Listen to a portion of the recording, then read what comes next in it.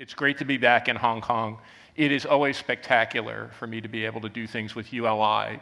And I feel that over the course of my career, I've been very fortunate to have developed a great partnership with ULI. Look, the title of your conference is How do we build cities? How do we harness real estate? How do we develop land in an age of disruption? We're going through the largest disruption in human history. And I don't say that mildly or simply.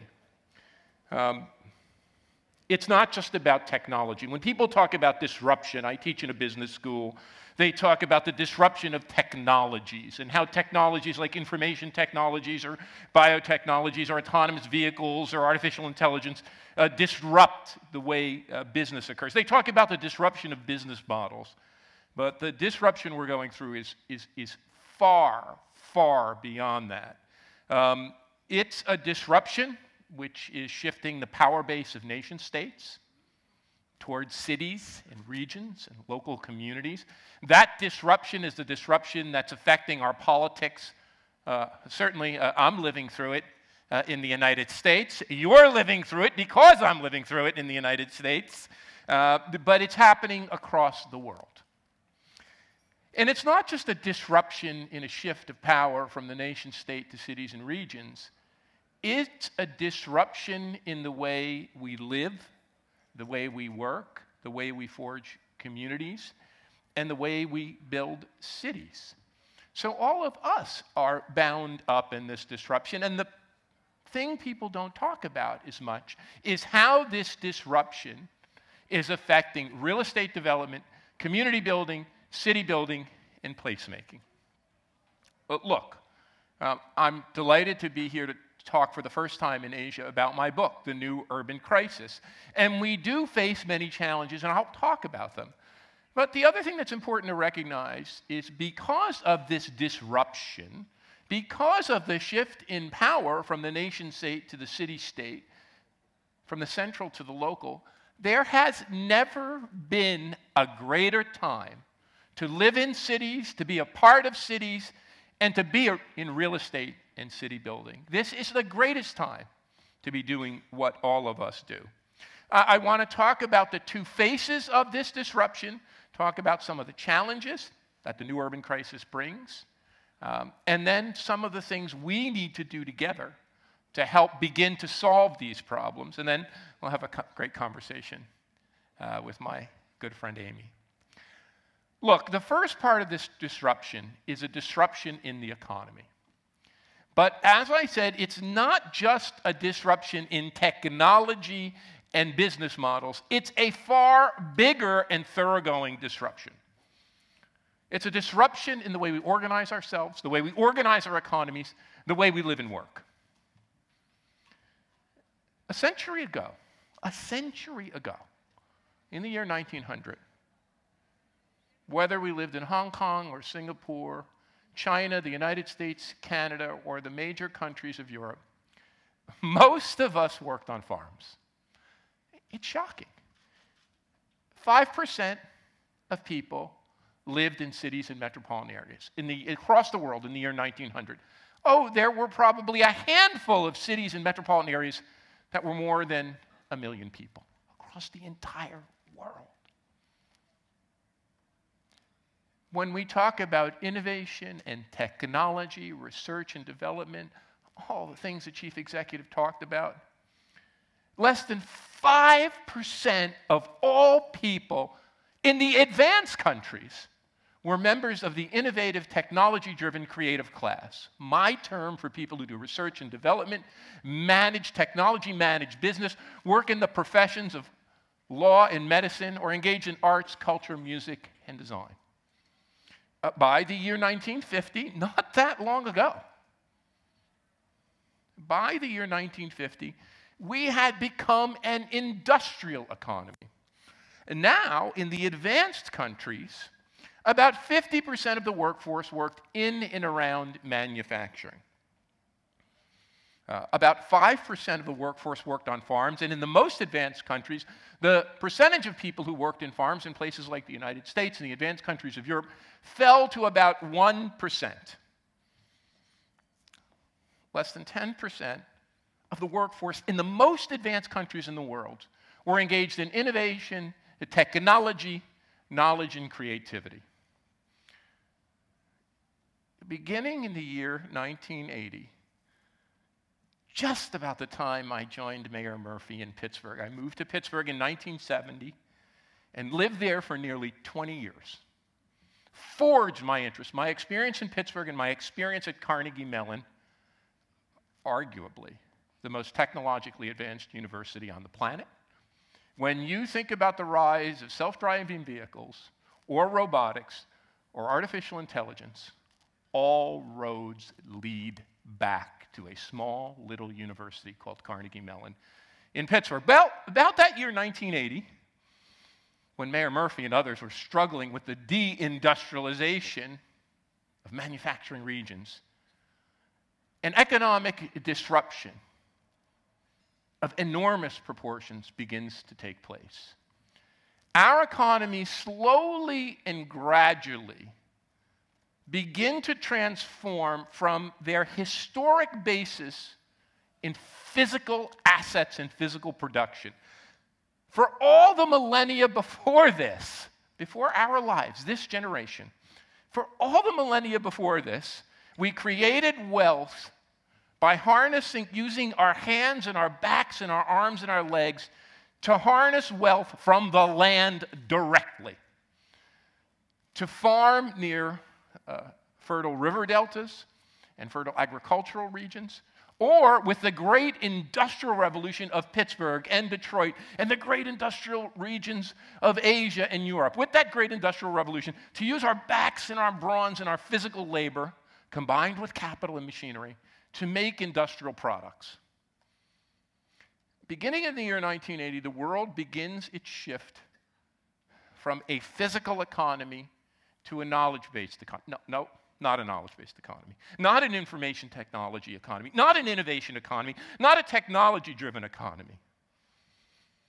You see, the old physical economy, the old manufacturing economy, was based on a very fundamental and elemental human asset: our physical capabilities and our physical skill. We use our arms and our backs and our strength and our physical skill, our artisanal skill, our craft skills to build things. It was a human-powered economy. But now, in the past 30 or 40 years, in our lives, the economy has shifted to a new kind of economic axis and a new kind of skill. No, it's not the technologies we build or the knowledge that's poured into our heads or the information we create or the services we provide. I call this group a creative class for a very basic reason. Because the key to our economic growth and development, the key to our competitiveness, lies no longer in our physical skill, nor in the technologies or information or knowledge we create, but in the very most elemental quality that distinguishes humanity, human beings, from all other species on Earth: our creativity. You see that creativity, and I have 2 little kids. You see that creativity in every little boy and girl in a playground. Every single human being is creative. It cuts across race. It cuts across ethnicity. It cuts across gender. It cuts across sexual orientation. Now, today, in the world, in the advanced world particularly, hundreds of millions, billions of people are engaged in creative enterprise. Researchers, innovators, technologists, artists, musicians, designers, knowledge-based professionals, all creating value. The real value that is the motor force, that is the jet fuel of our economy. In the United States, where I come from, in Canada, where I teach, about 1/3 to 35% of the workforce is involved in the creative class, produces about 2/3 of all economic productivity, and generates about 2/3 of all wages and income. In Hong Kong, the figure is 38%. In Singapore, the figure is now almost 50%. In fact, when I look at the Asian economies, you can divide the Asian economies into roughly 4 groups. There are the very advanced economies where the creative class makes up 1/3 or more of the workforce. That's Hong Kong, that's Singapore, of course, Australia and New Zealand, also very close to 50%. And China, which doesn't quite have that level, but has a concentrated creative class. And of course, Japan and Korea. At a next level, you have countries like Malaysia and the Philippines, already over 20% of the workforce in the creative class. Vietnam and Thailand. About 10% of the workforce members of the creative class. And then, in the 4th group, Cambodia and Indonesia, where 5 or 6 or 7% of the workforce is the creative class. We produced a report, which you can go to my website at the Martin Prosperity Institute, where we lay this out on the creative class in Southeast Asia, where we document this. Well, the real challenge ahead of this is not just to stoke the creativity of this advantaged third, or in the case of Hong Kong, advantage 40%, or in the case of some of the economies of the world, the advantage 50%. The fact is that in the United States, 66% of the people are being left behind. That's what fueled the populist backlash in the United States, which led to the election of Donald Trump. And perhaps in countries like Hong Kong or Singapore, 60 or 50%, but that's still a large number. But you know, I always said this, I learned about creativity not from reading books, not from writing books. I learned about it from my father. My father, who was a factory worker and toiled in an eyeglass factory in the industrial district of Newark, New Jersey, making eyeglass frames just like I wear, who worked in that factory for nearly 50 years. And when I would beg my father to go visit the factory, this giant brick factory in the industrial district, the so-called ironbound district of Newark, when I would beg my father to go visit him in the factory, and he would take me to the factory, and I would see the plastic injection molding machines making plastic frames, and the plating machines making the metal frames, and my dad would see me fascinated by technology, he said, not the great CEO of a leading-edge company, not the great mayor of a great city, my dad, a simple blue-collar factory worker with a 7th grade education, said, Rich, it's not the machines that make this factory great. It's the knowledge, it's the intelligence, it's the creativity of the people who work here. That is our challenge, to stoke the creative furnace, not in a top 20% or a top third or a top half. It's to stoke the creative furnace that lies deep within every single human being, every single man and woman, every single boy and girl, not only those of us who have the great privilege to work with our minds in high-tech businesses or in the professions or in business management or in research and development or in city government or in real estate development, but to tap that creative furnace into every single person working in a factory or providing a simple service. And I call this model, very simply, the 3 T's. The 3 T's. In order to be a great, successful city region and to stoke this creative furnace, you have to invest in technology. You have to support research and development. You have to build great universities. But that alone is a necessary but insufficient to compete. You need to invest in technology, as Mayor Murphy was saying. You need to invest in talent. You need to have great school systems and great educational systems. But as we know, talent is also mobile. Talent can move to opportunity. When I looked at those great names in the halls of Carnegie Mellon, many of those names were Chinese surnames. People who had left Asia to come to seek educational and business opportunity in the United States at that time. And in order to leverage technology and talent, you have to do the third. You have to be tolerant. You have to be a place that is open to all, because creativity doesn't understand the social categories of gender and race and ethnicity and sexual orientation and marital status that we as human beings have imposed on ourselves. In that other Bay Area, in California, in the Silicon Valley, 40% of all startup companies were founded by someone who was not born in the United States, but migrated to the United States to take advantage of that innovative ecosystem that was there. So creativity is the jet fuel. Creativity is the disruptor. Creativity is the thing we have to harness. Creativity is the thing that powers the rise of new industries. And it is not just about technological or business creativity. We know from our research that the real sectors that fuel this knowledge-based creative revolution, in addition to science and technology, business and finance and management, are leading-edge capabilities in arts, culture, music, and design. When you talk about building arts and culture and investing in arts and culture, this isn't something that wealthy places just get to do to show off that they've made it. Having substantial arts and culture and design industries are a direct input alongside science and technology, alongside business management in economic production. Well, in fact, that part of the story is relatively well known. That we are going through a disruption and that this disruption is fueled by knowledge and indeed by creativity. That we are witnessing the rise of a new class, the creative class, that is bigger and more all-encompassing than the classes that came before it, the agricultural class of the agricultural age and the working class of the industrial age. But there's a second dimension to this disruption, which all of you have heard about, but is much more integral to the kind of economic and social systems we will build, and in fact, even more so than the shift from physical assets to creativity, from industry to knowledge, is the fulcrum of our new system of economic organization. Well, when people hear about the rise of technology and information and the rise of a new world order, they think, oh, well, we live in a global economy. That what we are experiencing is globalization. That globalization is leading to the erosion of distance. Place and community no longer matter. In the words of a best-selling book by that New York Times columnist, Tom Friedman, the world is flat. In a flat world, and he uses Asia as his example, in a flat world, people can plug and play and compete from anywhere.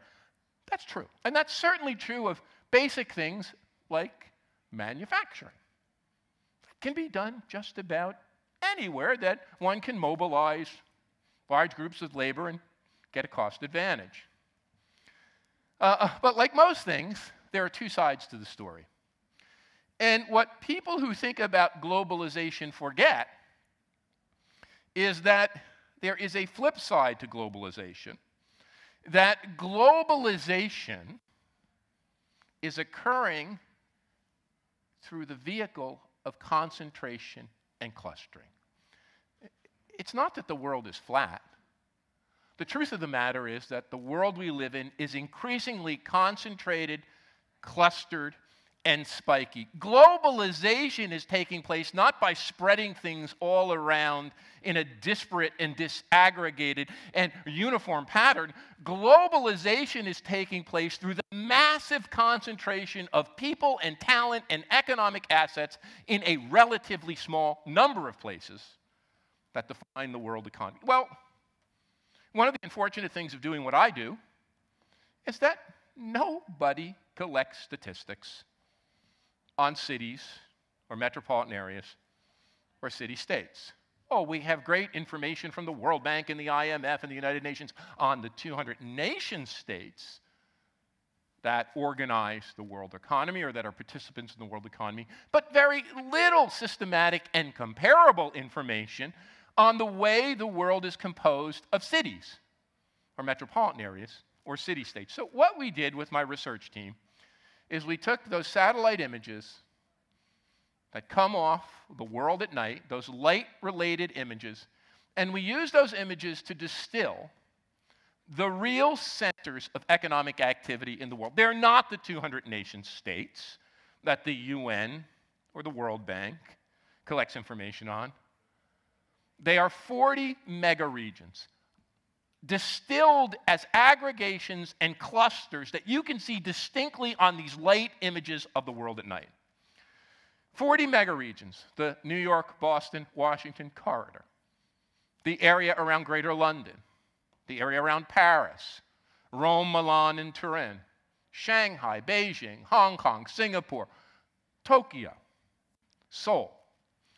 These 40 megaregions, which house less than 20% of the Earth's population, produce 2/3 of our economic output and 9 in 10 of our innovations. The world is increasingly rotating on an axis of 40 megaregions, and perhaps 20 of the largest of them, which are connected to one another, where we traverse between, where those spikes are growing and the valleys are sinking, and the differences and the inequalities are becoming acute. And this is for a very basic reason, which goes to the heart of what all of you do as members of the ULI and as real estate developers and city builders. You see, economics really doesn't understand where innovation and growth comes from. If you read the great growth theorists, they will tell you where economic growth comes from exogenous shocks of technological innovation. Economic growth comes from the accumulation of human capital. Yeah. But that's not all.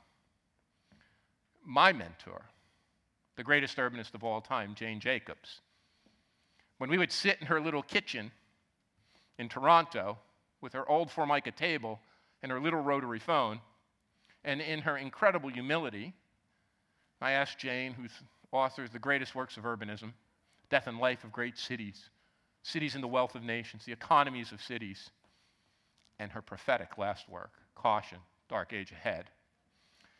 When I asked Jane what she thought was her most important contribution, she said this: I think all of you big shot economists with your theories of economic growth got it wrong. You believe that economic growth comes from corporations, from big, giant corporations that make things and have research departments and create, Adam Smith, a division of labor that do things very efficiently by breaking down tasks into elemental components on assembly lines. She said, that's a theory of efficiency, Richard, not a theory of innovation and growth. If you want a theory of where new things come from, if you want a theory about where innovation, whether that's the invention of the steel mill, it came from Pittsburgh, or the car, it came from Detroit, or the invention of biotechnologies or software or social media or robots or autonomous vehicles, they don't come from companies and they don't come from individuals. They come from cities. They come from our communities, our neighborhoods and cities, which collect companies and collect people and collect talent, and out of that clash and clamor of people, diverse groups of people, out of the combination and recombination of talented people and the combination and recombination and regeneration ideas in cities, that's where economic innovation and growth comes from. All of you are the stewards of our most valuable platforms for innovation and growth. You see, we have this mistaken notion that companies are the platforms of innovation and growth. If we can only lure, in the United States, Amazon to our city, if Amazon would only come to our city and help us be great, you know what's much more valuable than Amazon? The city of Seattle that created Amazon and Microsoft and Costco and Starbucks and. These cities like Hong Kong, like Singapore, like San Francisco, like Seattle, like New York, like London, like Tokyo, they are our greatest achievement.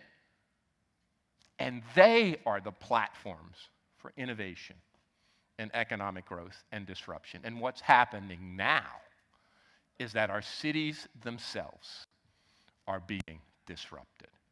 We are living through, and your industry is living through, a great disruption. Look, I've lived through two.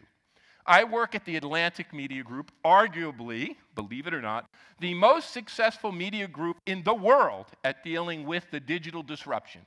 As other media groups are shrinking, we are growing like gangbusters. A look at our masthead shows that we've collected many of the leading writers and thinkers in the world. We went from print to digital. I live in the world of education. Talk about an industry that's ripe for disruption with online learning and online classes and cost inflation. And people predict that that disruption is coming. Real estate and city building is headed for an even bigger disruption because this new world of knowledge and creativity requires a change in the way we organize and build our communities. It is not only that mega regions are we have moved from an older system where economic activity was somewhat decentralized. Across the world, and even in my home country, the United States, we had New York, and we had San Francisco and LA, but we also had Detroit and Pittsburgh and Toledo and Akron. We have 350 metropolitan areas, 50 metropolitan areas over 1 million. That world is becoming concentrated and clustered at an incredible pace. Let me give you just one statistic. In the year 1990, the San Francisco Bay Area produced a fifth of all high-tech startups in the world economy. Today, the San Francisco Bay Area produces half of all high-tech startups in the world. If you take just the 5 leading metropolitan areas that produce high-tech startups, the San Francisco Bay Area, the New York, Boston, Washington corridor, Seattle, London, and a few others, 3/4 of all high-tech startups come from just those 5 places. Winner-take-all urbanism. We not only live in a winner-take-all society and a winner-take-all economy, we live in a system of winner-take-all urbanism, where the Tokyos and Hong Kongs and Singapores and San Franciscos and Bostons and New Yorks and Londons gain advantage and consolidate their position, and the gaps between those places and the rest of the world increases. As one of my Chinese students said to me, apocryphally, a decade ago, he said, if you think this gap of winner-take-all urbanism is getting large in your country, Professor Florida, he said, come to my city of Shanghai. He said, with all respects to you in Shanghai, where I'm going back to, in fact, most of my Chinese students are going back home now, the opportunities for me are boundless and endless. I will have a much more prosperous life with I don't mean to disrespect you, Professor, than you. But for people on the outskirts of Shanghai, they live in pre-civilized conditions. The gaps between the places that are inserted into the world economy, that are part of winner-take-all urbanism, the gaps in the United States between the successful places like New York and San Francisco and so-called flyover country are amazing and getting worse all the time. And into this mix is a transition in the way we forge communities. Less so in Asia, but certainly in the West. The predominant model of building communities, which the ULI has been actually a buffering force against, has been geographic dispersion and suburbanization. We developed a model of community building. They called it, in my country, an American dream. An American dream of buying a small house with a car in the suburbs. And that American dream played a great economic role. It fueled the assembly lines of Pittsburgh and Detroit and Ohio. When people moved to those suburbs and bought those cars and bought those appliances, it created a demand for economic products. But as you know, in Asia, and you found out earlier than us, that model has outlived its shelf life. The demands of a clustered and concentrated economy require density, require clustering, require verticality, require a move to a new kind of placemaking and city building that is more vertical than horizontal, that is denser than more spread out, where you have real advantages. In the United States, although I heard the chief executive mentioning that, she was talking about something with the green land and the farmland that we in the United States call a NIMBYism, not in my backyard syndrome. In my book, I call it something else. And I hope you adopt this term in Asia. I call it the new urban Luddism. Remember who the Luddites in England were. They were the people, as technology came to the factory, took out their equipment and began to smash the machines because, in their mind, and rightly, the machines threatened their jobs. Those who oppose development, those who want to impose overly restrictive land use laws, who don't want to encourage the clustering, are not only NIMBYs, they're new urban Luddites because they undermine the very basic factor of clustering of people and talent and ideas that drives economic growth. That is a huge challenge that we face, which brings me to to the crisis of our time, which is not the economic crisis, which is not the Great Recession, which is not macroeconomic development and macroeconomic management, but it's the new urban crisis. The chief executive laid it out. She didn't use that term, but she laid it out. Land. Isn't it interesting? After all these millennia, when I was a younger person, I said, why did they call it the Urban Land Institute? I used to scratch my head. Why didn't they call it the Cities Institute or the City Building Institute? Why did they call it the Urban Land Institute? What was so important about land? Well, you were right. But since your formation, land has become ever more critical. You know, sometimes thinking about economic theorists, it wasn't Joseph Schumpeter or Adam Smith or Karl Marx who put his finger on this one. It was Henry George. Henry George writing 150 years ago on the sources of wealth in the United States and the sources of inequality, progress and prosperity, said that land was the most elemental factor of production. And here we are again today. We have a world filled with land. Look at Hong Kong. Look at Pittsburgh. Look at the area of the New York metropolitan area. In the world today, what do we use? 5% of all the land? 1%, 2% of all the land is intensively developed? We have so much land, yet we don't have enough. A world of land, expansive land, most of it unused, but yet we don't have enough, and that's because of that clustering force. Because the kind of land we need is not just land. It isn't dirt and soil. The kind of land we need is the kind in which talented and ambitious people and economic assets and universities and companies all cluster and concentrate. It's the intensive development and use of land. I call this the land nexus. It's the great single contradiction at the bottom of the knowledge economy. As we become a more creative, a more knowledge-based economy, we have disrupted the use of land. Look at the cost of land in Hong Kong, New York, London. Well, let's say Hong Kong. Amy and I were just looking at the statistics. Roughly now, let's say a home historically in the advanced countries was supposed to cost you 2.5 to 3 times your income. In Hong Kong right now, the average median price of a house compared to median income take about 20 years. Vancouver is the third most, Hong Kong is the most unaffordable city in the world. Vancouver is third. That's twice as much as Vancouver and 3 times as much as New York, which is then again 10 times as much as Detroit. The land nexus, the fact that we have to use the land that is so precious, not because it's fertile, not because it spawns plants, not because we farm it the best, because we've developed it the most, because we've built the most tall buildings, because we've built the most institutions, which like universities and research centers and knowledge hubs and airports. If you look at 2 of the great drivers of economic growth and development, they're great global gateway airports and great research universities, and that collect and harness human talent. Well, here we are with the new urban crisis. It's not a crisis of dysfunction. It's not the crisis. I watched the movie Detroit on the plane. It's not the crisis of the abandonment of the city center. The reason ULI was in fact formed, to deal with the abandonment of the city center in the great suburban wave of the Western countries. No, it's because the city center, which you've always known in Asia, it's because the city center has become so valuable that companies and people, tech companies, my colleagues used to say those tech companies, they would forge themselves in suburban office complexes.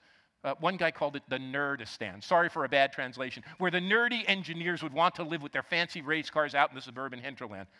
No, tech companies, does Amazon say it wants in a new corporate headquarters location? An urban site in the city center.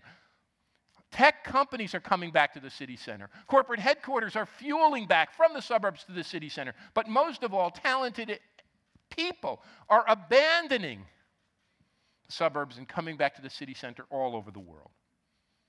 It's a crisis of success, which registers itself in mounting housing unaffordability and incredible inequality.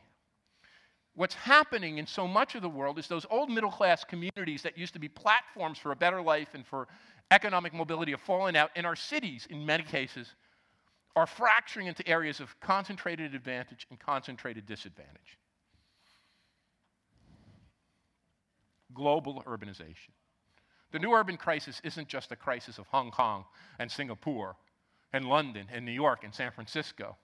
The biggest part, as I outline in my book, is the crisis of global urbanization. We're going to put more people in cities in our lives than have lived in cities before. Today, 3.5 billion people live in cities. In the next 100 years, that's going to go to 8.5 billion people, and most of that growth is going to happen in Southeast Asia and Africa. We are going to grow mega cities of 20 and 30 and 40 and 50 million and above, and the sad fact is we have zero capacity to do it. In the West and in the advanced parts of Asia, urbanization, and in China, has been concomitant with rising living standards and increased levels of development. In much of the rapidly urbanizing world, the opposite is true. We are seeing for the first time in the past century or century and a half, massive urban in-migration with decreasing living standards and the rise of global slums. Now, I don't want to say all the news is bad, because our own analysis suggests that even in the most rapidly urbanizing and least urban parts of the world, in Southeast Asia and in Africa, the rates of productivity in the city center are still much higher than the rates of productivity in the rural hinterlands. Moreover, if say, in the advanced countries, the largest ratio is that the urban centers are 1.5 to 2 times as productive as the nation as a whole. In the rapidly urbanizing parts of the world, it can be 5, 10, or 15 as much. Still, the staggering level of poverty and mega slums in these global cities is something we have to address. Well, there are 3 things we have to do, and there are 3 challenges I think the ULI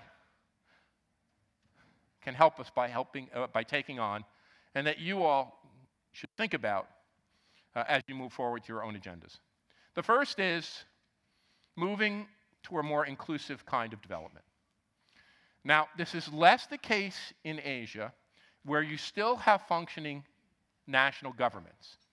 But when, like in the United States, you no longer have a functioning national government, where the libertarians have said, you don't need a national government anymore. National government should just get rid of itself. When people begin to face housing affordability and inequality issues, they point at any target left. The first target they point at is the mayor. And they say to the mayor and city council, you fix this, because we need somewhere to live. We can't live in homeless camps. We need better jobs. And then the mayor and city council turn around and point their finger right at you and say, if you want to build more housing, if you want to establish a technology cluster, you have to be part of a more inclusionary development framework. So one of the things we see happening in the West, certainly in the United States, is a movement to download responsibilities for what we used to think of as social welfare, not only on city government, but on the real estate community and on the technology community. In San Francisco and in Seattle, we have now reached what is almost a civil war. There is almost now a civil war between people saying enough is enough development, enough technology development. If you don't start to provide affordable housing and better jobs for us, we'll shut you down. So it's time for the ULI, particularly globally, but also in Asia Pacific, to think about how this impacts the real estate and urban development community, because it's here and it's coming. The second thing we need to consider is that the nation state is an anachronism. That most of the problems we see in the world are no longer a result of rapacious companies and a horrific capitalist class. It's the result of a nation state that now reflects the backward-looking elements of society. Trump is only the most obvious example of this. There are many others, from Italy to Britain and across the West. The forward movement in history lies with the city-state and with the city region and with the leadership of mayors. My great friend, the late Benjamin Barber, laid this out in his book. Remember, Ben was not an urbanist. He was a globalist. He was a political theorist. He was my professor at Rutgers, who's focused on the notion of democracy and polis. It is the city-state and the city region which is the forward march of history. You know, funny, Marx in his own weird way, had a theory of history. And his theory of history was that the working class that would be oppressed would rise up and overthrow the capitalist class. And no, it didn't work. Because he missed something much more important. The fruit of our democracy, as well as the economic engine of our economy, our cities. That's where the clash and clamor of people lives to great ideas, and that's where the clash and clamor of people leads to direct democracy.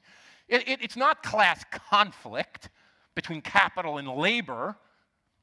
It's the aggregation of political interest in cities. Sometimes forward, sometimes back, 2 steps forward, 1 step back. It is cities that are the motor force. So what you can help us do is to press our nation states around the world, across political parties, to please begin to devolve power from that nation state to cities. Not just political power, but fiscal power. That's something that's important in Pittsburgh, it's important in Detroit, it's important in Toronto, it's happening in London, but it's also important in Hong Kong, in Asia. How do we get power into the hands of people who know how to build a new economy and do it in a way that reflects people's interests? In the United States, just one factoid for you. 20% of people have faith in the federal government, 50% of people have faith in their state governments, 85% of people have faith in their local government. And the last thing we need to do, and especially you need to do here in Asia Pacific, is build capacity in cities outside the most advanced centers of the world. Where are those 5 billion new urbanites going to go? How is that new infrastructure going to be spent that we're going to expend trillions of dollars? There are no training programs for city builders. There are no training programs for mayors. We have medical schools. We built medical schools and teaching hospitals. We built engineering schools all across the world to teach engineers. I teach in a business school. We have law schools. As far as I know, we have 1 school for cities in the world. It's the one we just started at the University of Toronto. We need to rapidly build capacity for understanding real estate development and city building and urban development. We need this capacity not only in the advanced countries, but in these cities that are emerging around the world. Anyway, I'm a professor, which means with all humility, I come from the Fidel Castro School of Public Speaking, so I could speak at you all day. But the little clock on the wall tells me it's past time, so thank you very much for your patience. And now joining Richard on stage for a conversation, please welcome Amy M Engelhardt. Amy is director for Skidmore, Owings and Merrill. Amy, the floor is yours. Thank you very much. Thanks, Richard. Thank you, Amy. It's an honor for me to be here today. Like Richard, I'm an urban designer. I'm a lover of cities, an urbanite. And I've been carrying around this book with me for a couple of months now. Sorry, it's gotten a little tattered. I've gotten it wet several times. And, you know, as I've read about your attempt to diagnose some of the major problems facing our urban cities, I've taken this book with me to Shenzhen, Bangkok, Kuala Lumpur, Singapore, Jakarta, and Manila. Wow. I think probably a few other cities it's been to with me. And you know, I look at the sheer order of magnitude of some of the problems facing these huge megacities in Asia Pacific, and it can be overwhelming. And so you see here, larger than life, the word crisis on the cover, which really implies a great call to action, to get something done, to address these problems. Yet it can seem the problems are so huge because the size of our cities are so huge. And somehow, despite all this and that overwhelmingness, you manage to be very positive. You manage to be very hopeful about the future of cities. So could you talk a little more about devolution and the hopefulness that each of us could bring in this call to action? Well, I don't like to be downbeat. I'm an optimistic person by nature. But I think looking out at the world and seeing the neglect for cities, not on the part of ULI, which is the most important city building organization in the world, by far. Look at your membership, look at your chapters. But when I look at how macroeconomists and the people who run the world, presidents and prime ministers, they neglect cities. They see the world, the word I would use is aspatially. They see a world of nation states competing on the basis of macroeconomics, and there's an economic crisis, and we're going to use fiscal and monetary policy. What I tried to do with this book, to be quite honest, is to say, look, cities are our future. Cities in metropolitan areas, the urban development area, urbanized area around cities. They are where most of our economic progress comes from. They are where, as you said, humanity is rushing to be, of course, in the urbanizing parts of the world, and we neglect them at our peril. And these crises that we see, and you know, it's not a specific crisis. The elements of the crisis in Hong Kong and New York and London, but also, you look right through all corners of the world economy that you see in the cities you just mentioned, they are all going through some element, some aspect of this crisis. So it really is an attempt to direct attention, and when you say devolution, in order to solve the problem, we can't do it top down. You know, we were talking about last night, you and I, why I've always liked ULI. ULI has always been a bottom-up organization. There's always been this incredible membership base that was able to bring solutions through the real estate development community, or the cities they're from, or from task force. We can't do this top-down anymore. The only way we're going to solve these problems is bottom-up. I quote, there's a great essay by a guy named John Turner that I quote in the book, housing as a verb. Housing in the past was a noun. We build housing for the poor people. We create housing developments. Housing is a verb. It's something that people and communities know how to build for themselves. So this idea of empowering cities and communities and neighborhoods, but as I said during the closing remarks, the key is that we have to build capacity. That what we lack here is a broad, and the ULI is the closest thing we have, but a broad infrastructure that can build capacity in this city building space across professionals and business leaders and technologists and real estate developers and city personnel. And you know, with urbanization in Asia is not slowing down. Our megacities are getting bigger and bigger.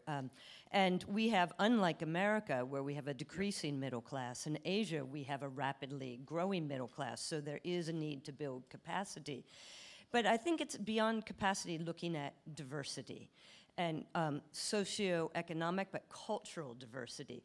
One of the exciting things, we'll hear about it more with Vincent and others this afternoon when they talk more about One Belt, One Road, is distributing via shared investment in infrastructure and trade, distributing that capacity across the ASEAN countries or the 50 other, you know, countries participating in One Belt and One Road. And to me, you talk a lot about economic clustering in a few cities, but One Belt, One Road could help actually distribute that, not just into more places, but also into more cultural diversity, so we don't get the flattening and we get the creativity that comes with the cultural diversity of the investment across many regions.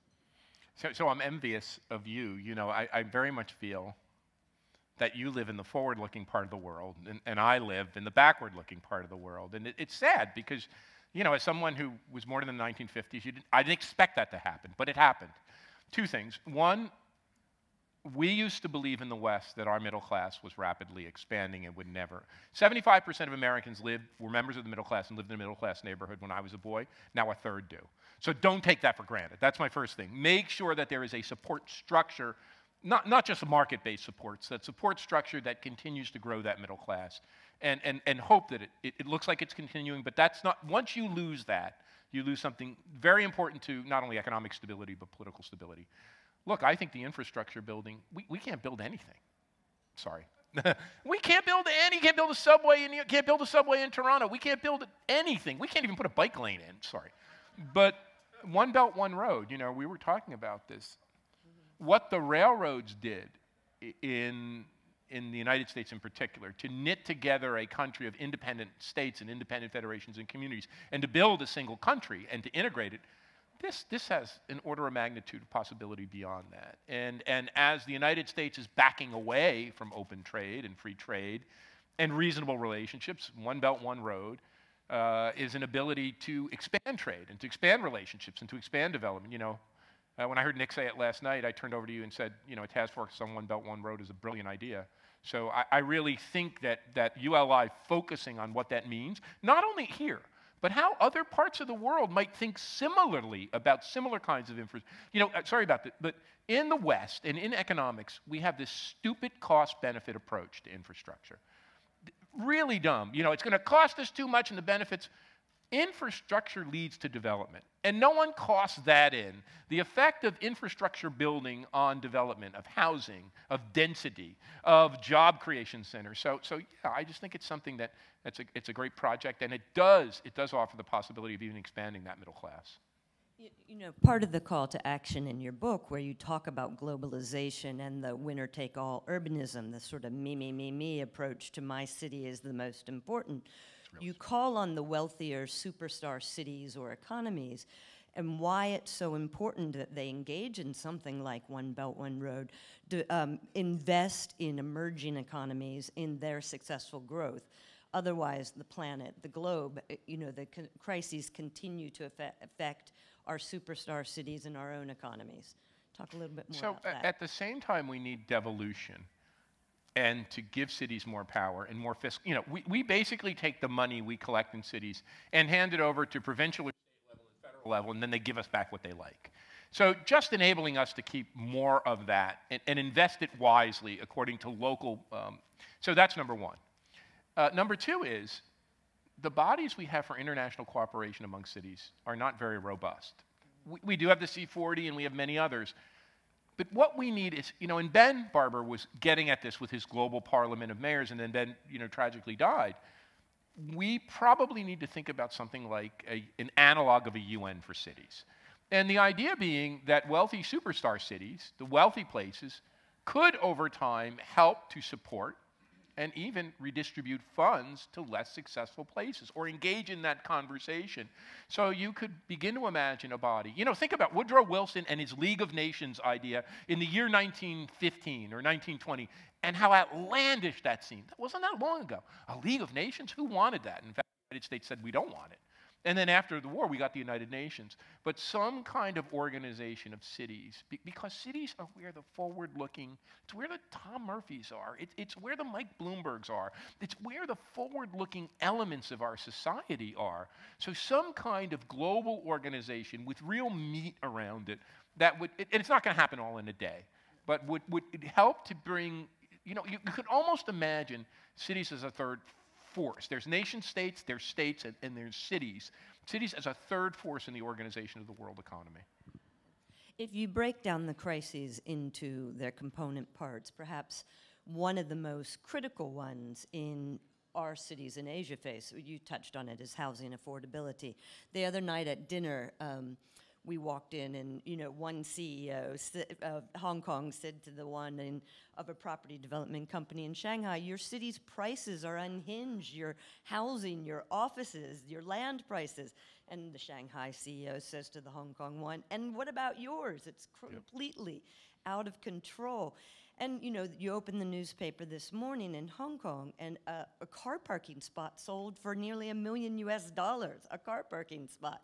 So Carrie Lam showed us a wonderful video about Hong Kong a little bit ago, and all the incredibly positive and wonderful aspects of Hong Kong. And I love my city, it is. But what is the ultimate price that we pay if we don't address this housing affordability issue? Well, you know, and it's so funny because housing costs of construction are reasonably constant. That's not the problem, it's land. So right back to Urban Land Institute. You know, here we are in the advanced knowledge economy, and the constrained factor of production isn't brain power or technology, it's land in the places we need it. So we just have to rivet ourselves on that. Now here's the really puzzling or conundrum. What's happening because of the price of land is that more affluent, more productive, and more talented people and organizations are occupying that land. So whether corporations subsidize that or whether entrepreneurs can make enough money, there are people who are willing and able to pay the price of land and housing in Hong Kong and New York and London and San Francisco. What happens, of course, is that might be a third. In some places that might be 20%. Some places that might be 10% of society. The less fortunate, the blue-collar workers, the service workers, who we need and depend on to reproduce ourselves, take care of our kids, take care of our houses, take care of us in hotels, prepare our food, they get priced out and pushed ever further to the periphery, and then a backlash ensues. So I think dealing with this constraint of land, and so what do we have to do? I think three things, all of which were laid out. One, we got to build like crazy. I mean, that's just a no-brainer. Overcome this NIMBY sentiment. We have to build like crazy, but we have to be careful. One of the things we know is that it's not height of buildings and vertical density which creates exciting places. It's the street. It's the liveliness of the street. So in building vertical density, we have to ensure that we still keep street life vibrant. Number two, we have to use transit to connect outlying places. Not just build randomly in the suburbs, but we need a transit, high-speed rail, light, whatever the strategy is, subway strategy, to connect nodes. And one of the things is, it's so interesting about Hong Kong, because you're right up against it. When a metropolitan area hits 5 or 6 or 7 million people, that's when it gets really hard to scale. To get to 20 or 30 million people, you have to grow very differently around transit. And Hong Kong has done so much more. But that's really the key things that we have to do. And then finally, we have to build affordable housing. And if the governments won't do it, the finger is going to be pointed at the real estate development community, as it is in the States. We have to build affordable housing, and we have to develop a job betterment strategy. The service jobs that currently don't pay enough, we've got, you know, my dad always told me this story. When he was a little boy, it took 9 family members to make 1 living wage. When he came back from World War II, his job was good enough that he could buy a house and put 2 kids through college. We made manufacturing work good work. We can make service, and you have done a much better job in Asia and in Europe in making service work, higher paying work, but we can make service work better work. So those seem to be the platforms. The places that do that first will get huge advantage. You know, unfortunately, we're running out of time, so I'll just bring up one last topic here before we have to go, is talking about education. We talked a lot about the ULI's advisory services panels, but in addition to that, we've launched here in Asia, we've brought Urban Plan. Urban Plan teaching children, so elementary school children, but also teaching in the Philippines. They've engaged with some of the universities. And so this idea that we need a multidisciplinary approach to share knowledge about urbanism and cities and city building and a school of cities. So how we can all get involved in urban plan and education for the future of cities. So first of all, I think you're absolutely right. I think my kids, when they go to school, you were talking about your kids, how your kids learn city building from you. This needs to be a course in elementary school. How do you select the city? Why do you select the city? How do you locate yourself? Where do you look? It's an assignment I give to my MBA students. Pick the city and place you're going to live after graduation, compare it to others, and tell me why it's going to be good for you. The second thing is in high school. There need to be courses in city building and urban development. If this is the platform of growth and the key to the future and cities are the 21st century, well, we need to be teaching kids, not just physics and geometry and algebra, and we need to be teaching them city building. And then in university, there has to be city building 101. You know, it isn't a course. By the way, every time I've tried to launch this course, they told me I'm nuts. They will not allow, no university will allow me to do it. So I built an online course. But the idea that kids should be in this class learning, and they are. What I find with the young generation, one of the things about ULI, and I can tell you this about ULI Toronto, it's where young people gravitate. It is I hate this sounds so bad, it's the coolest thing in town because these kids are city builders. That's what, even if they don't do real estate development. And then finally, we need advanced graduate programs, not just in city planning, MBA programs, massive scaling of MBA programs in cities and urban development and real estate development. And that's something ULI can really help with. It can help with the curriculum building because you know how to do it. It can help with the case making, but it can help build the political constituency to do it. So I think, Amy, you're absolutely right. And I hope to enlist you in doing this in the future, that making a real commitment to building educational infrastructure, as you've done in ULI, but scaling that into elementary, high school, and university-based and graduate education is really key for the future. Good. Sign me up. Richard, thank you so much Amy. for sharing Thanks, your everyone. passion, your enthusiasm for you. cities. So the new urban crisis, Richard will be outside after this. He'll do a book signing. Happy to sign. You have to sign mine. It's all tattered and worn. But, you know, please, crisis, the call to action to get involved. And that's what we're all here for at the Urban Land Institute.